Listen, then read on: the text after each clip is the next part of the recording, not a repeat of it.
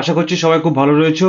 Sparking সামনাস clinical কথার পক্ষ থেকে আমি ডক্টর শশাঙ্ক আপনার সামনে একটু গ্যাস্ট্রাইটিস নিয়ে আলোচনা করবো। গ্যাস্ট্রাইটিসটা হচ্ছে খুব কমন একটা ডিজিজ আমাদের, যদি বাঙালি হিসাবে দেখছি আমাদের যেরকম ফুড হ্যাবিট এবং আমাদের যে বিভিন্ন রকম মানে কাজকর্ম সবকিছুর মধ্যে দিয়েছে যে খুব কমন একটা gastritis, acidity, normal gastric acidity হোক, অ্যাবনর্মাল গ্যাস্ট্রিক অ্যাসিডিটি, এটা প্রচুর দেখা যায়। এবং আমরা কিন্তু ভুড়ি ভুড়ি প্যান ফর্টি মানে বিভিন্ন রকমের PPI, proton pump inhibitors, pantoprazole, lansoprazole, omeprazole বা আপনি যে র্যান্টাক বা র্যানিটিডিন, যেগুলো যে প্রচুর পরিমাণে আমরা কিন্তু অ্যাবিউজ করি, অ্যাকচুয়ালি এটা অ্যাবিউজই বলে, ঠিক আছে, অ্যাবিউজ করা হয়।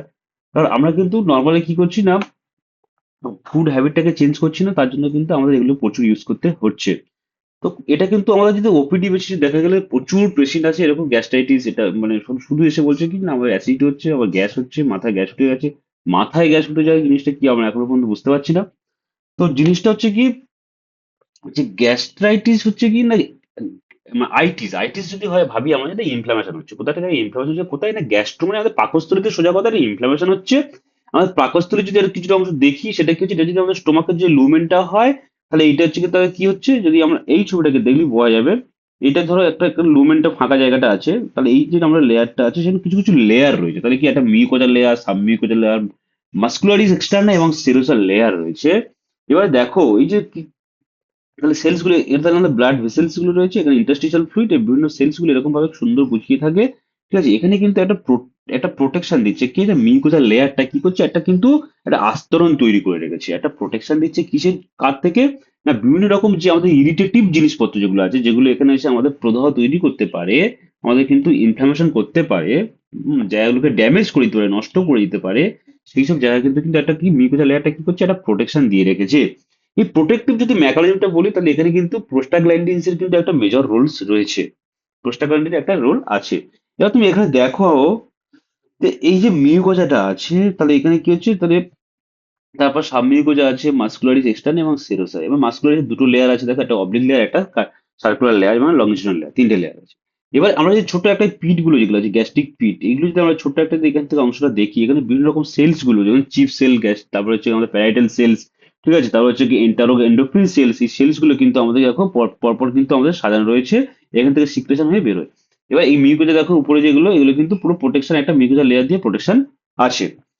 এইবার যদি কোনো কারণে আমাদের এই প্রোটেকশনটাকে কি হচ্ছে, ড্যামেজ হয়ে যাচ্ছে, মানে নষ্ট হয়ে যাচ্ছে, তার মানে কি, কি কে কে করতে পারে, এক হচ্ছে কি আমরা প্রচন্ড পরিমাণে স্পাইসি ফুড খাচ্ছি, ঠিক আছে, ইরিটেন্টস যেগুলো আছে, আমরা ক্যাফেন, সিগারেট, বিড়ি, অ্যালকোহল খাচ্ছি, হ্যাঁ, তারপর কি হচ্ছে, এগুলো কি হচ্ছে না, আমাদের হট যেগুলো যে আছে, যেগুলো চা টা গুলো প্রচন্ড হারে খাচ্ছে, ঠিক আছে, বা মেন্টাল কোনো স্ট্রেস যদি হয়, তখন কিন্তু গ্যাস্ট্রিক অ্যাসিড প্রচন্ড হারে সিক্রেশন হয়। তখন কি হয়, তখন হচ্ছে কি, যে আমাদের যে মিউকোজার যে ব্যারিয়ারটা আছে, নর্মালি যে আমাদের যে ব্যারিয়ারটা থাকছে, সেটা কিন্তু কি হবে না, আমাদের ড্যামেজড হয়ে যাচ্ছে। তাহলে কি হচ্ছে, ড্যামেজড হয়ে যখন হয়ে যাবে, তখন কি হবে, আমাদের তো অ্যাসিড ক্রমাগত সিক্রেশন হচ্ছে, অ্যাসিড গুলো কি হচ্ছে, ওই ড্যামেজ টপ টপ টপ করে যেন পড়ছে, পড়তে পড়তে পড়তে পড়তে পড়তে পড়তে কি হবে, পড়তে পড়তে হচ্ছে কি, ওই জায়গাটা কি হচ্ছে, ইনফ্ল্যামেশন হবে। তাহলে মিউকোজাল লেয়ার ড্যামেজ হওয়ার পরে ওই জায়গাটা কি ইনফ্ল্যামেশন হয়ে যাবে, লাল হয়ে যাবে, জায়গাটা পুরো নষ্ট হয়ে যাচ্ছে। সেই সময় আমাদের বাবুকে চলে আসছে না, আমাদের হচ্ছে হেলিকোব্যাক্টার পাইলোরি, ও এসে সেই সময় বসবাস করছে। হওয়ার পরে কি হচ্ছে, আমাদের যে গ্যাস, প্রথমে একটা ইরোশন হলো, ইরোশন থেকে আলসার হয়ে যাচ্ছে, হয়ে কি হচ্ছে, আলসার থেকে কিন্তু ক্যান্সার হতে বেশি টাইম নিচ্ছে না।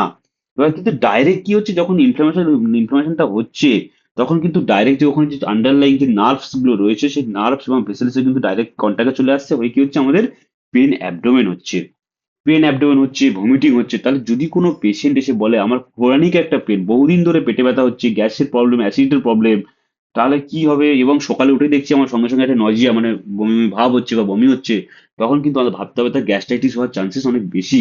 সাথে সাথে এটাও ভাবতে হবে যে অনেক সময় বদহজম হচ্ছে ধরো, তখন কিন্তু আমাদের গলব্লাডারে হয়তো স্টোন থাকতে পারে, বা গলব্লাডারে হয়তো চর্বি হয়ে গেছে, একটা মাস জমে গেছে, সেটাও হতে পারে। তাহলে এই জিনিসগুলো করার জন্য আমরা কি কি ইনভেস্টিগেশন করব, ঠিক আছে, আমাদের ইনভেস্টিগেশন কি হতে পারে, সেটা হচ্ছে কি না, প্রথমত আমরা কি একটা আপার যে এন্ডোস্কোপি করব এবং একটা ইউএসজি করব, আল্ট্রাসোনোগ্রাফি করতে হবে, ঠিক আছে। তাহলে আমরা কি করছি না, আমরা কি হচ্ছে, একটা গ্যাস্ট্রোস্কোপি, যেটাকে হচ্ছে এন্ডোস্কোপি, একটা একটা কি হচ্ছে, একটা ক্যামেরা গলার মধ্যে দিয়ে দিয়ে পেটের মধ্যে দেখাই দেখবে, যদি সেখানে কিছু ড্যামেজ হয়ে থাকে, সেখান থেকে কিছু পার্টিকুলার তুলে এনে সেটা কি আমরা কি করব, র্যাপিড ইউরেজ টেস্ট করব। সেটা যদি পজিটিভ হয়, তাহলে কি হেলিকোব্যাক্টার পাইলট যদি হয়, যদি কোনো ক্যান্সার যদি হয়, তাহলে ক্যান্সার সেলস গুলো দেখতে পাবো, ঠিক আছে। আর কিছু ব্লাড টেস্ট করতে হবে, তাহলে ব্লাড টেস্ট কেন করবো? অনেক সময় দেখা যায় ওই যে ইরোশন হয়ে পুরো ব্লাড ভেসেলস গুলো নষ্ট হয়ে যাচ্ছে, কি ব্লিডিং হচ্ছে, সেই ব্লিডিং দিয়ে আমরা পায়খানা নিয়ে নিচ দিয়ে নেমে যাচ্ছে, তখন কি মেলেনা হচ্ছে, মানে ব্ল্যাক কালারের স্টুল চলে যাচ্ছে। সেই জন্য আমরা কি করতে হবে, স্টুল টেস্ট করতে হবে, তারপর কি করতে হবে, ব্লাড টেস্টও করতে হবে। তাহলে স্টুলে হচ্ছে কি এইচ পাইলোরি অ্যান্টিজেন করতে হবে, অকাল ব্লাড টেস্ট করতে হবে, ব্লাড টেস্টে কি অ্যান্টিবডি, মানে আমাদের যদি কোনো অটো অ্যান্টিবডির সাথে ডিস্ট্রাকশন হচ্ছে কিনা সেটা দেখার জন্য। তো অনেক সময় অটোইমিউন হয়, সেটার জন্য যখন সেলস গুলো ডিস্ট্রাকশন হয় সেটা দেখার জন্য আমরা টেস্ট করবো, এবং অ্যানিমিয়া হচ্ছে কিনা তার জন্য করতে হবে। আর কি করতে হবে, আর হচ্ছে আমাদের এন্ডোস্কোপি করে দেখতে হবে যে কোনো লিভার বা কোনো গলব্লাডার প্যাথোলজি আছে কি না। তারপর দেখতে পাচ্ছি যদি আমাদের প্যাথোলজি গুলো যদি না থাকে, তাহলে আমরা তো ভেবে নিচ্ছি যে নর্মাল আছে। নর্মাল যদি হয় তাহলে আমরা কিন্তু পেশেন্টের ডায়েটরি মডিফিকেশন করতে হয়। পেশেন্টের নর্মালি ডায়েট মডিফিকেশনটা খুব ইম্পর্টেন্ট। তার যে স্ট্রেস গুলো হচ্ছে সেই স্ট্রেস গুলো কমাতে হবে, লাইফস্টাইল চেঞ্জ করতে হবে। যত ইরিটেন্টস খেয়েছে, ধরো বিড়ি, সিগারেট, মদ, হ্যাঁ, তারপর হচ্ছে কি যে স্পাইসি ফুড, হ্যাঁ, জাঙ্ক ফুড, এগুলো সব বন্ধ করে দিতে হবে। দেওয়ার পরে, ঠিক আছে, আর একটা যেটা মেইন ইম্পর্টেন্স হচ্ছে এন সেট। যদি আমরা বলি যে এন সেট বা হচ্ছে যে নন স্টেরয়েড অ্যান্টি ইনফ্লামেটরি ড্রাগস বা হচ্ছে কি আমাদের যে অ্যাসপিরিন, যদি এইসব জাতীয় যে ওষুধগুলো আছে, যে পেন কিলার যেগুলো আমরা খাচ্ছি, সেগুলো কি হয়, সেগুলো হচ্ছে কি যে আমাদের প্রোস্টাগ্ল্যান্ডিন সিক্রেশন কমিয়ে দেয়। প্রোস্টাগ্ল্যান্ডিন সিক্রেশন যদি কমিয়ে দেয়, তাহলে কি হচ্ছে, আমাদের প্রোস্টাগ্ল্যান্ডিনটা হচ্ছে গ্যাস্ট্রিক মিউকোজাকে কি করছিল, এই গ্যাস্ট্রিক মিউকোজাটাকে আমরা কি একটা ব্যারিয়ার হিসেবে কাজ করে, ওখানে হচ্ছে কি করে না, একটা ব্যারিয়ার হিসেবে কাজ করে। সেই মিউকোজাটা যদি ডিস্ট্রাকশন হয়ে যায়, তাহলে কি হচ্ছে এনসেড খাওয়া কমাতে হবে। ঠিক আছে, এবার এনসেড খেলে কিন্তু আমাদের তার সাথে কি একটা পিপিআই খেতে হবে, প্রোটন পাম্প ইনহিবিটর খেতে হবে, কারণ গ্যাস্ট্রিক সিক্রেশনটা বন্ধ করে দেবে। ঠিক আছে, তাহলে এগুলো হচ্ছে আমাদের আলটিমেটলি হলো। তাহলে এখন থেকে কি বুঝলাম, তাহলে একটা পেশেন্ট তাহলে কি হবে, ইস্ট ব্লাড ইনফেকশন হতে পারে, এনসেটের জন্য হতে পারে অ্যালকোহল বা স্মোকিং, ক্যাফিন, স্পাইসি ফুড। ওকে, তার জন্য কি হলো, ড্যামেজটা মিউকোজার লেয়ারটা ড্যামেজ হলো। ড্যামেজ হওয়ার পরে অ্যাসিডটা কি ডাইরেক্ট সিক্রেশন হচ্ছে, হয়ে কি মিউকোজার লেয়ারকে আরো ড্যামেজ করে দিচ্ছে, করে নার্ভ যে ভেসেল গুলো আছে সেগুলো আরো ড্যামেজ করে দিচ্ছে। দেওয়ার পরে কি ব্লিডিং হবে, হয়ে পায়খানা দিয়ে রক্ত বেরোবে, মানে কালো ব্লাড। ঠিক আছে, ব্ল্যাক স্টুল হবে বা মেলেনা বলছে। তারপর কি পেশেন্টের ভমিটিং হবে, পেন অ্যাবডোমেন হবে। ঠিক আছে, এগুলো তো হতে থাকবে।